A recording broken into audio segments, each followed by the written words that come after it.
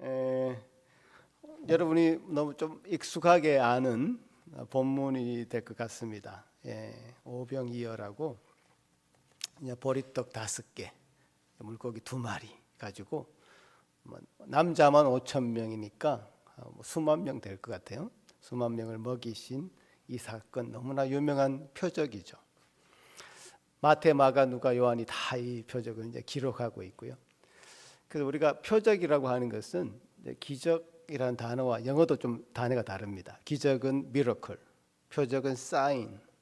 그러니까 표적은 그 사건이 의미하는 바가 있다는 얘기죠. 그래서 오병이어의 표적이 어떤 풍성한 의미가 있습니다. 좀 저를 따라서 요한복음 오늘 6장 1절부터 15절까지만 읽었는데 요한복음 6장 여러분 집에 가서 읽어보시면 굉장히 깁니다. 그래서 그 긴 장을 사실 다는 읽지 못하기 때문에 앞부분만 읽었는데 참 따라오시면 이 오병이어의 표적을 통해서 우리에게 주시는 풍성한 진리를 여러분 맛보게 될 것입니다.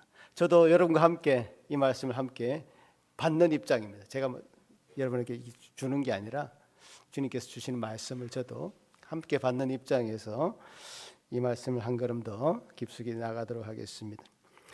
첫째로 우리가 이 말씀을 제대로 이해하려면 하나님의 긍휼하심이라는 관점에서 이 말씀을 볼 때 이 말씀이 제대로 해석이 됩니다. 왜냐하면 제가 왜 그렇게 얘기하냐면 예수님께서 공생을 처음 시작하실 때 여러분 아시죠? 광야에서 마귀의 시험을 3가지 시험을 받으십니다. 그 첫 번째 시험이 뭐였습니까? 맞습니다. 이렇게 리액션이 좋으세요. 예, 돌을 정확히 말하자면 돌을 떡덩이로 만들라는 시험이었습니다. 자, 그 시험은 이 이스라엘이 얼마나 돌들이 많습니까?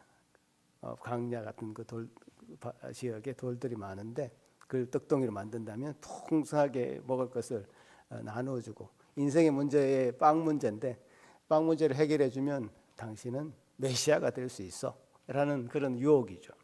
예수님은 그 유혹을 물리치셨습니다. 어떤 말씀으로 물리치셨습니까? 그렇습니다. 좋습니다. 우리 감사합니다. 사람이 떡으로만 사는 것이 아니라 하나님의 입으로 나오는 말씀으로 산다. 그 말씀으로 물리치셨습니다. 자, 그 말씀으로 물리치셨는데 그 말씀을 수용한다는 뜻은, 그러니까 그 유혹을 수용한다는 뜻은 내가 쉽게 메시아가 되는 길로 가겠다는 것이고, 그 말씀을 거절하셨다는 뜻은 나는 그 길로 가지 않겠다. 쉽게 메시아로 가는 메시아가 되는 길을 거절하겠다. 그 대신 예수님은 고난의 길을 택하셨죠. 십자가의 길을 택하셨습니다. 우리 주님은 이 세상의 어떤 지도자와는 차원이 다릅니다. 이 세상의 지도자들은 백성들의 빵 문제를 해결해 주는 사람이 지도자가 됩니다. 대통령 선거를 하는 걸 보면 경제 문제가 가장 큰 이슈고요. 그 경제 문제를 해결해 줄 것 같은 사람이 지도자가 됩니다. 실제로 그렇죠. 그러나 예수님은 그 길로 가지 않기로 공생애를 시작하시는 그 순간 선택하신 겁니다. 또 선포하신 겁니다. 나는 그 길로 가지 않겠다. 그런데 오늘 이 덜에 모여 있는 수만 명의 사람 앞에서 그 원칙이 깨어지는 것이죠. 그 백성들의 먹는 문제에 예수님께서 직접 개입하시는 거죠. 먹여주셨습니다. 그것도 자기 원대로 먹게 해주셨습니다. 왜 그렇게 했을까? 일단 저는 이 부분에서 예수님께서 삼위일체 하나님께서 백성들을 불쌍히 여기시는 마음이 있었다라고 보여집니다. 왜냐하면 앞에 제가 말씀드렸듯이 이 오병이어의 이 표적은 사복음서에 다 기록되어 있습니다.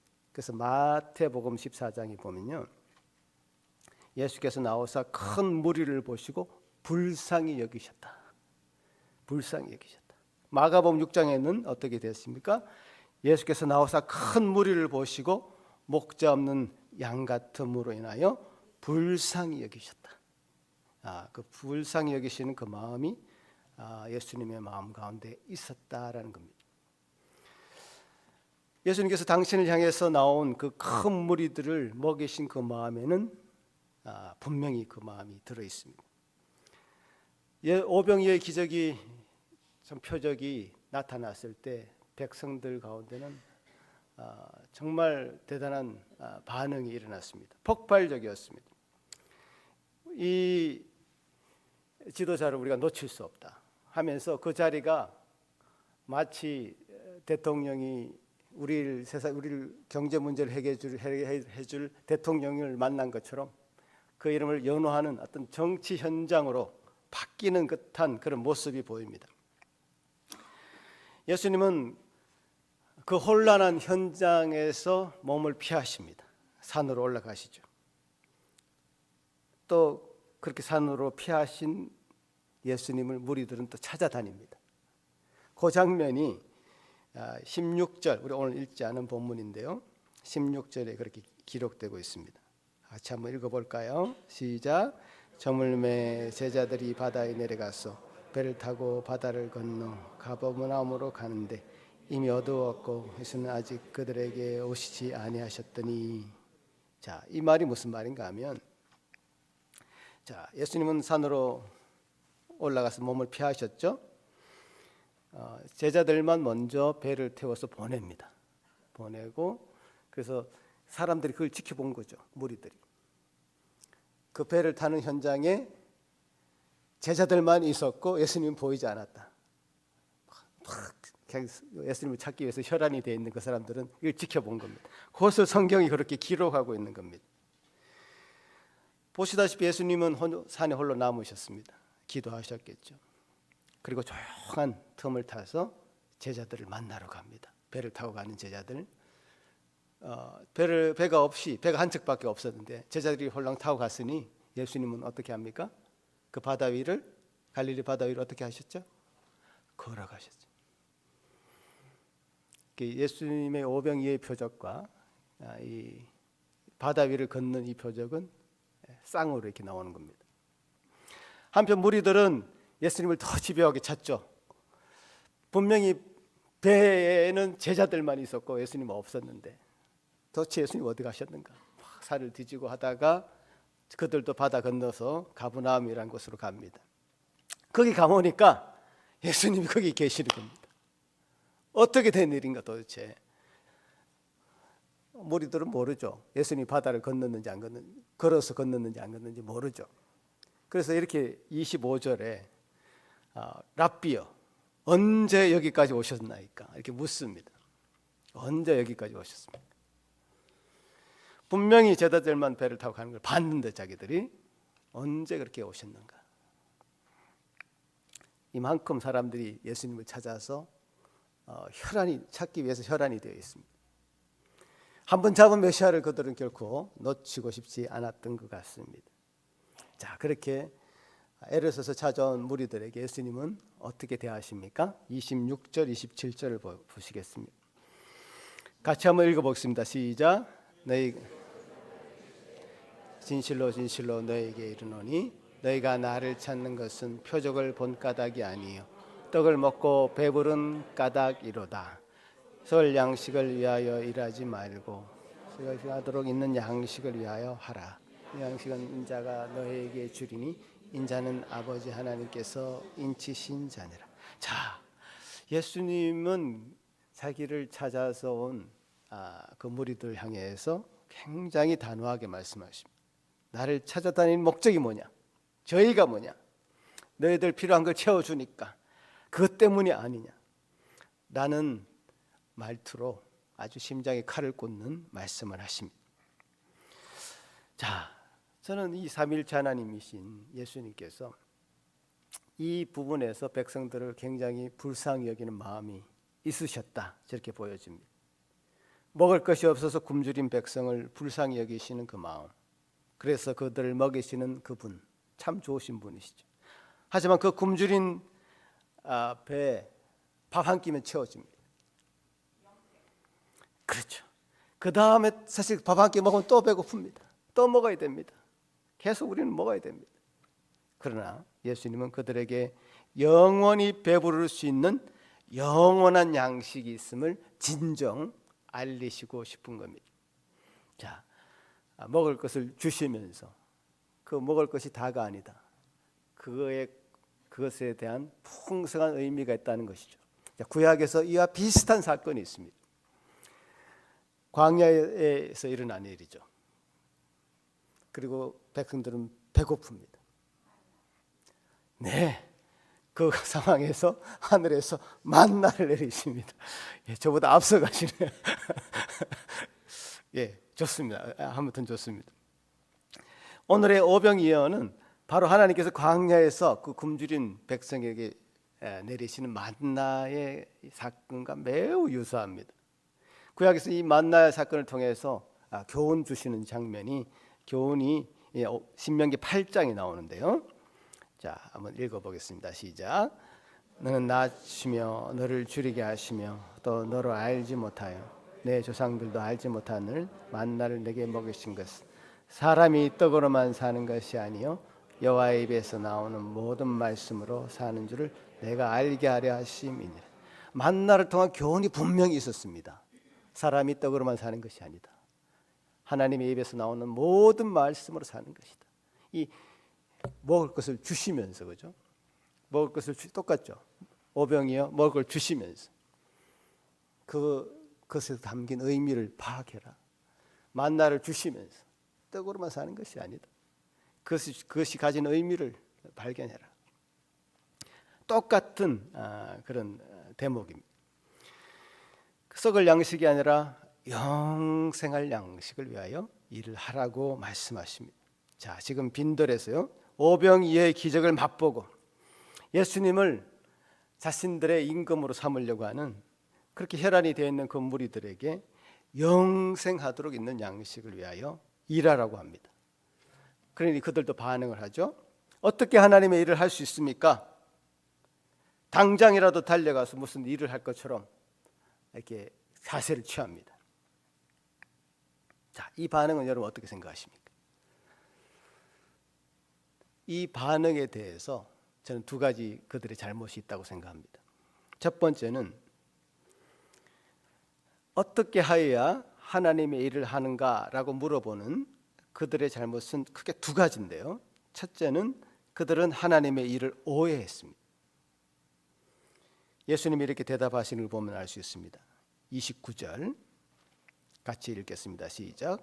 예수님께서 대답하여 이르시되 하나님께서 보내신 이를 믿는 것이 하나님의 일이니라 하시니. 자, 하나님의 일은 다른 것이 아니다. 하나님이 보내신 자, 하나님이 인치신 자, 나를 믿는 것이 하나님의 일이다.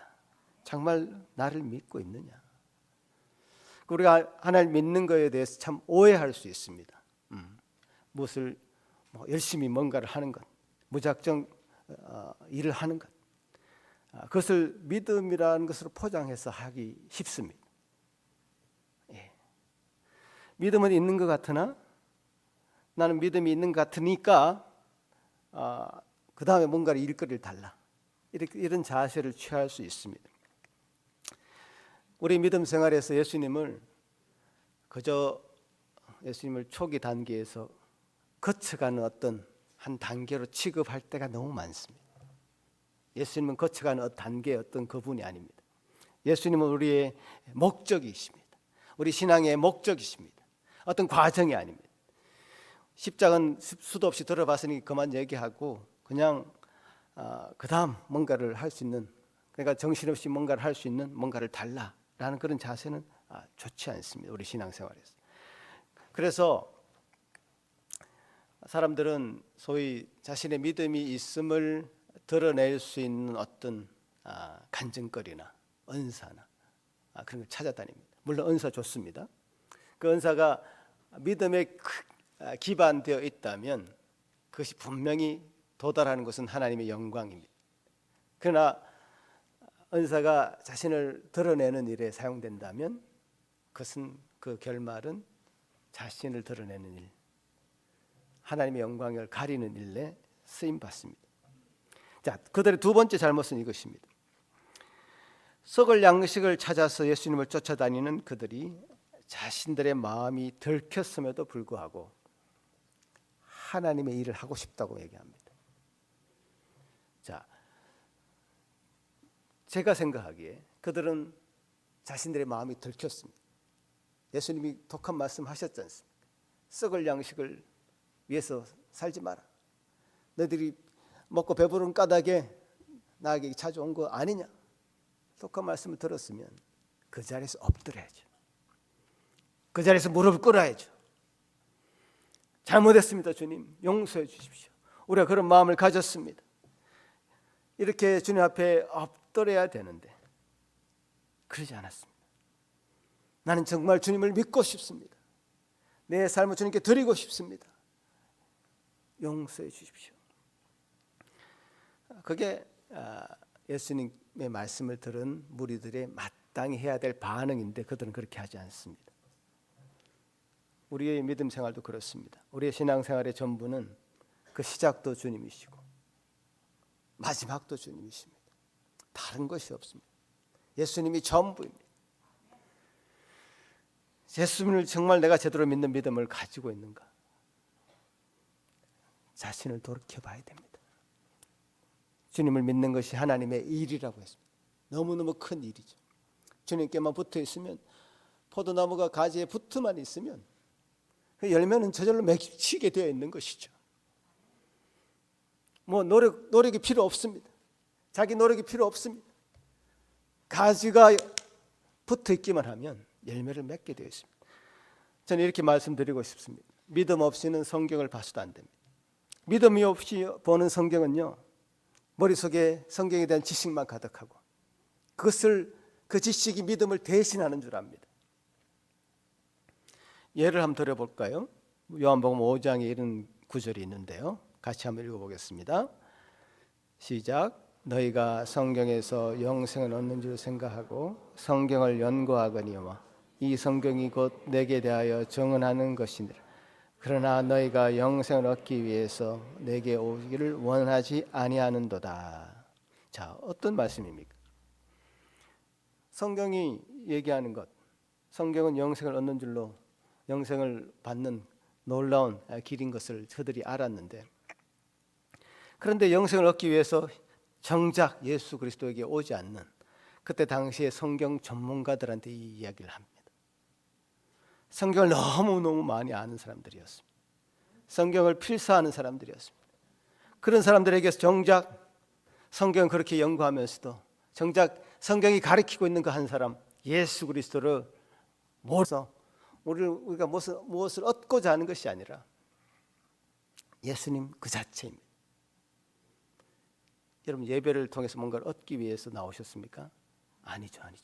예배 드리고자 하는 그 마음은 이미 여러분에게 복을 주신 것이죠. 그 마음 자체가 중요한 것입니다. 십계명에 부모님 공경하라고 했는데, 자, 부모님 공경하면 내가 뭔가 덕이 있을 거야, 우리 자손도 잘 될 거야, 이런 걸 기대하십니까? 아니죠. 여러분, 부모님 공경하는 그 마음을 주신 자체가 하나님께서 여러분에게 내리신 복입니다. 다른 게 복이 아니죠. 우리가 예배할 수 있는 마음을 주신 것, 그래서 이 자리에 나온 것은 주님께서 이미 여러분에게 복을 베푸신 겁니다. 그게 우리의 신앙생활이죠. 우리가 신앙생활을 달리기에 비유하기도 합니다. 푯대를 향해서 우리가 달려가지 않습니까? 자, 그 달리기에서 제일 잘한 사람으로 상을 주죠. 주는 상이 무엇입니까? 우리 주님은 그 상을 예수님, 당신은 이 상이다. 내가 너에게 상을 주겠다. 내가 하나님 심판대에 섰을 때 참으로 너를 반갑게 맞이할 수 있는 그런 유일한 사람입니다. 예수님 당신 스스로가 상입니다. 우리가 푯대를 향해서 달려갈 때 이기는 자에게 상 주시는 그분을 믿고 최선을 다해서 우리가 최선을 다해서 열심히 살아가는데 그 결과적으로 얻는 것은 예수님입니다. 믿음 생활의 시작도 예수님이고 끝도 예수님이란 말씀이죠. 자, 지금부터 잘 들으십시오. 오병이어를 먹고 이제 배불러서 예수님을 임금으로 삼으면 좋겠다고 아우성치는 그들에게 예수님은 영생하도록 있는 양식, 즉 예수 그리스도를 자세하게 설명하십니다. 우리가 이 본문 되게 길다고 했는데 굉장히 긴 분량으로 설명을 합니다. 35절 같이 읽겠습니다. 시작. 나는 생명의 떡이니 내게 오는 자는 결코 줄이지 아니할 터이요 나를 믿는 자는 영원히 목마르지 아니하리라. 썩을 양식과 완전히 대조되는 영생하도록 있는 양식이 바로 예수님이시죠. 나는 생명의 떡이니 너희는 내 살을 먹고 내 피를 마셔야 된다. 예수님을 삼켜야 된다. 예수님을 먹어야 됩니다. 왜냐하면 우리 신앙생활의 처음과 마지막 예수님이기 때문에 우리 신앙생활의 진수는 예수님을 먹는 것입니다. 자, 51절 그렇게 기록되고 있는데 같이 한번 읽어보겠습니다. 시작. 나는 하늘에서 내려온 살아있는 떡이니 사람이 이 떡을 먹으면 영생하리라. 내가 줄 떡은 곧 세상의 생명을 위한 내 살이니라 하시니라.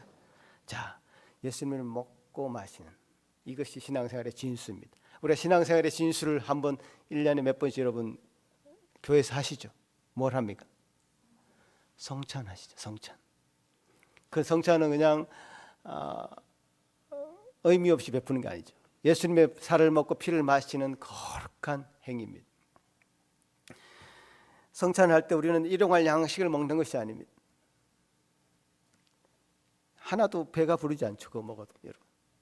성찬은 영생하도록 있는 양식이신 그리스도를 먹고 마시는 행위입니다. 예수님 그분 자체가 우리가 믿는 자가 얻게 되는 그 영생을 위한 양식이라고 말씀하십니다. 사실 이 말 자체가 굉장히 사람들에게 오해를 불러일으켰습니다. 예수님을 먹고 마신다니 이게 도대체 무슨 말인가? 성경에도 사람들이 어떻게 사람을 먹고 마실 수 있냐 이렇게 이제 수군수군 되는 장면이 성경에 기록되어 있고 초대교회사를 여러분 읽어보시면 그때 초대교회 당시에 믿는 자들이 굉장히 많이 박해를 당했습니다. 여러 가지 죄목이 있었는데 그 중에 한 죄목이 저 믿는 사람들 그리스도를 믿는 사람들은 인육을 먹는 사람들이다라는 꼬리표를 달아서 처형시켰습니다. 실제 이야기입니다, 여러분. 이 말씀을 오해를 한 거죠. 자, 눈으로 보이는 빵을 먹고 포도주를 먹는 그 행위, 그 행위가 영원한 양식이 되는 그 예수님을 우리가 영적으로 받아들이고 그 주님이 우리와 함께 한다는 것을 믿음으로 받아들이는 그 행위가 바로 성찬입니다. 자, 눈에 보이는 것으로 보이지 않는 영원한 것을 설명하고 있죠. 굉장히 만나의 사건과 오병이의 사건 그렇게 연결되고 오병이의 사건은 또 성찬과 이렇게 연결이 됩니다. 오병이어가 우리에게 배불리 먹게 해주셨다면 그 오병이어의 영적인 의미를 놓쳐서는 안 된다는 거죠. 매일 먹는 일용한 양식에 대해서도 여러분 의미를 어떻게 부여하느냐에 따라서 그 의미가 달라집니다. 예배 마치고 여러분 식사를 하실 텐데 그냥 한 끼 먹고 마는 때우는 그런 양식이 아니라 진정한 감사가 담겨 있다면 그것은 새로운 의미로 다가오는 것이죠. 그 음식을 통해서 우리에게 영적으로 임하시는 것이죠. 자, 지금 오병이어를 먹고 배불러서 예수님을 그들의 세상의 임금으로 추대하려는 그들에게 예수님은 그들은 과연 무엇을 바라고 나를 찾아다니는가? 라는 참으로 듣기 거북하고 가슴 찔리는 말씀을 하시는 이때 생명의 양식이신 당신을 생명의 떡으로 설명하시고 아주 지루한 설명을 많이 하신 것 같습니다. 그래서 백성들의 반응은 60절에 보니까 이 말씀은 어렵도다. 누가 들을 수 있느냐라고 반응합니다. 여러분 어렵습니까 이 말씀? 처음에 어려웠습니다. 예, 아마 어려울 수도 있을 것 같습니다. 그러나 저는 이렇게 얘기하고 싶습니다. 믿지 않으니 어려운 거 아니냐. 예수님이 우리의 영원한 양식이 된다. 그리스도가 우리의 영원한 양식이 된다고 했을 때 이것이 쉽게 믿어지지 않으니 어려운 거 아니냐. 신앙은 어쩌면 참으로 단순합니다. 예수님을 믿으면 모든 것이 이해가 됩니다. 우리 하나님께서 천지를 창조하셨다는 것을 믿으면 예수님 모든 이적 무리를 걸으셨다, 오병이어로 수만 명을 먹이셨다, 다 이해가 됩니다. 믿지 않으니 이해가 안 되는 것이죠. 우리 이성적으로 판단하면 어떻게 가능하겠습니까? 도저히 믿을 수 없는 이야기죠. 하지만 믿음을 가지면 이 모든 것이 받아들여지고 이해가 됩니다. 예수님을 믿는 것으로 신앙생활을 시작하지 않고 뭔가 마음의 위안을 얻거나 평안을 얻거나 뭐 이런 것으로 신앙생활을 시작하면요, 중간에 굉장히 큰 고비를 만나게 됩니다. 고통이라는 거 우리 모든 사람들에게 주어집니다. 하나님은 햇빛과 비를 골고루 이 땅의 모든 사람들에게 내리십니다. 남자들은 땀 흘려 일을 해야 되고요, 여자들은 잉태하는 고난을 당해야 됩니다. 비껴가지 않게 하셨습니다. 똑같은 환경에서 삽니다. 그런 인생 가운데 예수님을 만나면 그 인생이 변하는 거예요. 그걸 다르게 해석하는 겁니다. 다르게 받아들이는 겁니다. 믿음의 시각으로 보게 되는 것이죠. 그게 다른 것이죠. 어떤 목사님이 이렇게 고백을 했습니다. 자기 교회 온 성도가 예배 후에 자기를 만나자 해서 만났는데, 저는 그동안 설교가 좋은 교회를 찾아다녔습니다. 그런데 이제는 자신의 가슴을 아프게 하는 설교가 참 좋습니다 라고 얘기했을 때 그 고백이 너무 귀하다고 그 목사님이 그렇게 얘기하는 걸 들었습니다. 마음이 바뀌는 거예요. 가슴을 찌르는 설교는 여러분 좋습니까? 이 백성들이 듣는 예수님의 독설 같은 이야기를 그들이 기쁘게 들었을까요?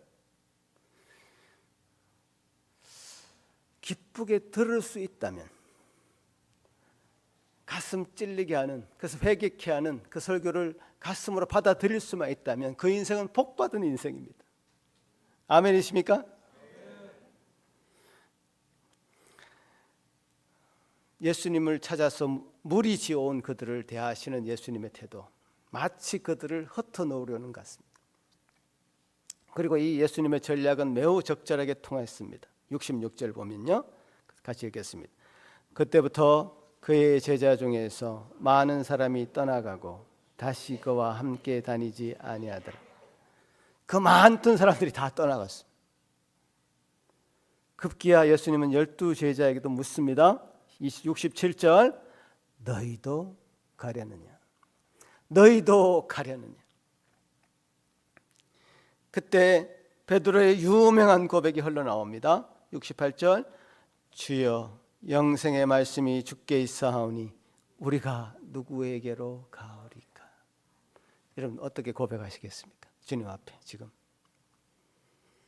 영생의 말씀이 여기에 있사오니 내가 어디로 가겠습니까? 라고 고백하시는 여러분 되시길 바랍니다.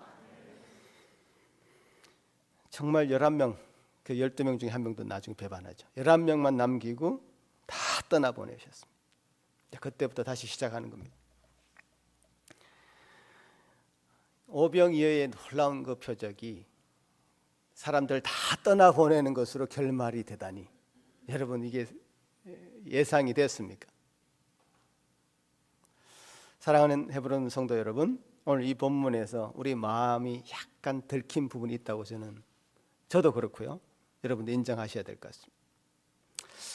왜냐하면 우리 인간은 연약하거든요. 우리 인생에게 먹을 것을 주시고 우리를 배부르게 하시고 필요를 채워주시는 그 주님 자체가 아니라 우리에게 주시는 그것에 우리 마음이 뺏기지 않을 수가 없습니다. 그만큼 우리가 연약한 인생들입니다. 그 자신을 우리가 그 자체를 인정해야 됩니다. 참 못났다, 참 죄스럽다, 우리 마음이 참 그렇다라고 인정할 때 그 인정하는 그 사람의 그 마음은 참 복받은 마음이죠. 여러분 다 복받은 마음 되시길 바랍니다. 생명의 떡을 말씀하시는 예수님을 향해서 이해할 수 없다는 식으로 이 말씀은 너무 어렵다라고 푸념하지 말고 우리의 부족함과 한계를 인정하고 우리 자신을 회개하며 주님 앞에 엎드리는 그런 기회가 되기를 간절히 바랍니다. 예수님이 영원한 생명의 양식임을 고백하시기 바랍니다. 다른 것이 없어도 나는 기쁘다. 그리스도만으로 기뻐하고 만족한다라는 믿음이 여러분에게 있기를 바랍니다. 자, 살펴볼 것이 많은데 제가 한 가지만 더 말씀드리겠습니다. 자, 수많은 사람들이 먹을 것이 없어서 굶주린 상황이 발생했을 때 예수님이 12제자 중 한 사람인 빌립에게 이렇게 얘기합니다. 우리가 어디서 이 떡을 사서 이 사람들 먹이겠느냐. 빌립의 마음을 시험하고자, 테스트하고자 이 말씀을 하셨다고 성경은 꼭 집어서 얘기하고 있습니다. 빌립은 곧바로 자기 한계를 드러내고 맙니다. 보통 인간이 가지는 한계이기도 합니다. 조금씩만 나누어도 200데나리온, 즉 수만 불이 필요합니다라고 계산기를 두들깁니다. 자, 마가복음 4장은 이 똑같은 사건에 대해서 이렇게 기록합니다. 제자들은 여기는 빈들이요 먹을 것이 없어서 다 돌려보내면 좋겠다고 예수님께 제안을 합니다. 그게 맞는 방법이지 사실은 제자들이 보기엔. 그러나 예수님은 너희들이 먹을 것을 주어라 이렇게 명령하시죠. 이 명령에 제자들은 어떻게 감당합니까? 그 비용이 없습니다 라고 또한 대답을 하죠. 자, 그러면 너희가 가지고 있는 것이 뭐가 있느냐? 그것만 가져와라. 딱 1인분 도시락인 보리떡 5개, 물고기 2마리를 가지고 옵니다. 좋다. 그러면 이제 됐다. 무리를 50명, 100명씩 앉게 하고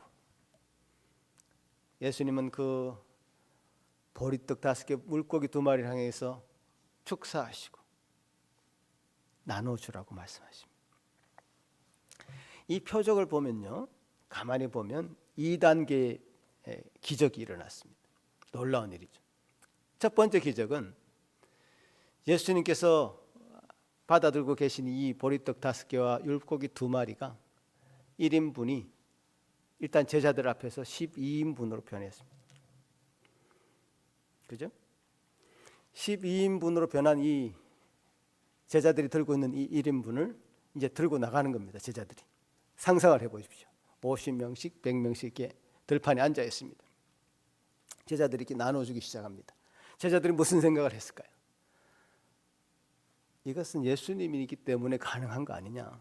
지금 내가 들고 가는 이 1인분 저들이 지금 배고파서 허덕이고 있는데 이것을 나눠주면 어떻게 되겠는가.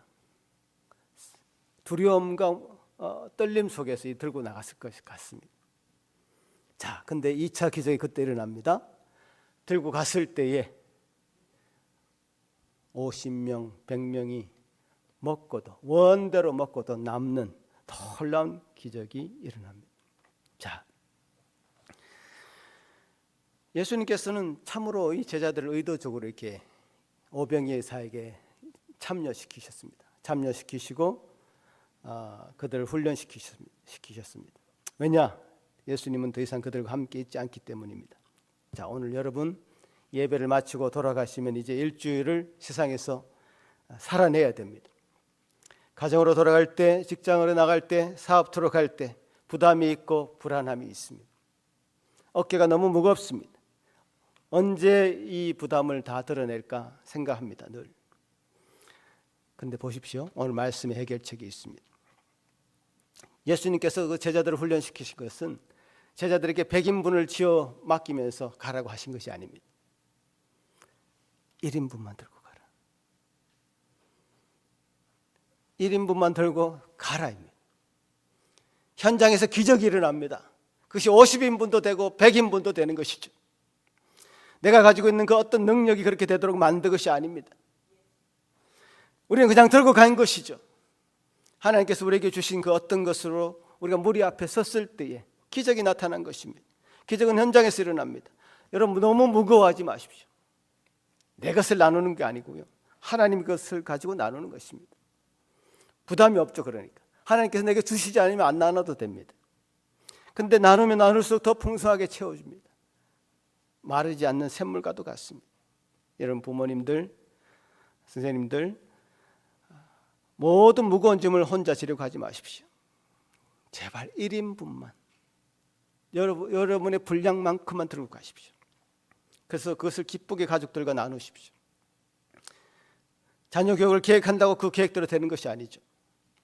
우리의 삶의 어떤 어려운 문제가 우리가 해결하려고 노력한다고 되는 것이 아닙니다.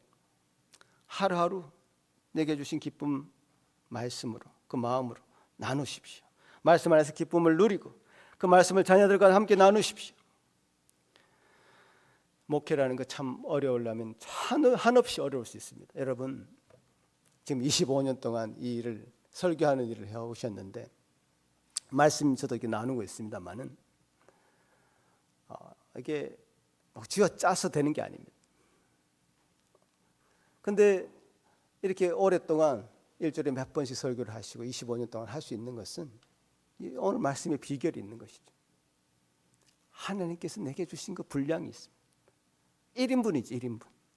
근데 그것을 펼쳐 놓았을 때 여기 계신 모든 분들이 그 말씀의 은혜를 받고 또 여러분이 그 들은 말씀을 가지고 펼쳐 놓았을 때 또 수백 명, 수천 명에게 이 복음이 흘러가고 그곳에 기적이 일어나는 것이죠. 억지로 내 것을 쥐어 짜는 것이 아니죠. 주님께서 내게 주라고 나누어 준 것 부담 가지지 말고 그냥 나누러 나아가라는 것이죠. 매우 자연스럽습니다. 우리 빈잔이 채워지면서 그 빈잔은 흘러 넘치게 되어 있습니다. 진짜 말씀을 맺겠습니다. 제가 존경하는 한 목사님은 그분이 목사가 되고 나서 8년 만에 구원 얻는 믿음을 얻게 되었다고 합니다. 그런 고백이 쉽진 않죠. 목사인데. 근데 그 뒤로 목사님 완전히 바뀌셔가지고 한 성도 한 성도 한 사람 한 사람이 구원 얻는 믿음을 갖기고 소유하기에 그 목회의 전력을 다하셨습니다. 그래서 그 교회가 아주 아름답게 서가는 것을 내가 보고 있습니다. 오늘 본문에서도 예수님께서는 떡을 바라보는 수많은 사람들을 의도적으로 흩으시고 12제자만 남기셨습니다. 구원 얻는 믿음으로 무장된 소수를 가지고 다시 시작하시는 것입니다. 그 중에 사실 한 명도 떨어나가죠. 그러나 이 소수의 인원이 사도행전에서 어떤 일이 이 소수 인원을 가지고 사도행전에서 어떤 일이 일어나고 있습니까? 놀라운 역사가 일어나고 교회를 세워가고 있는 것을 우리가 보게 됩니다. 우리가 모두 정인입니다. 사실 오늘날도 다르지 않죠. 한 사람 한 사람이 중요합니다. 우리 모두는 사실 하나님 앞에 홀로 서게 되어 있습니다. 우리 한 사람이 얼마나 예수를 믿는 그 믿음 위에 서느냐가 중요하고 또 중요합니다. 주님께서 우리에게 들고 가게 하시는 그 바구니에 보리떡과 물고기가 있습니다. 딱 1인분. 우리가 홀랑 까먹으라고 준 것이 아니라 나누라고 주신 것이죠. 두려워하지 마시고 우리에게 들려있는 그것이 무엇이 되었든지 간에 그것을 나누십시오. 영생의 말씀이 매주 이 강단에서 흘러 넘칩니다. 폭포수처럼 흘러 넘칩니다. 넘치도록 나누시고 두려워하지 말고 나누십시오. 가족에게 나누시고 직장의 동료들에게 나누십시오. 제가 받은 이 은혜가 나중에 100배로 되어서 나가게 될 것입니다. 그런 은혜와 복이 영원한 복이 저와 여러분에게 차고 넘치시기를 간절히 바랍니다. 기도합니다. 하나님 감사합니다.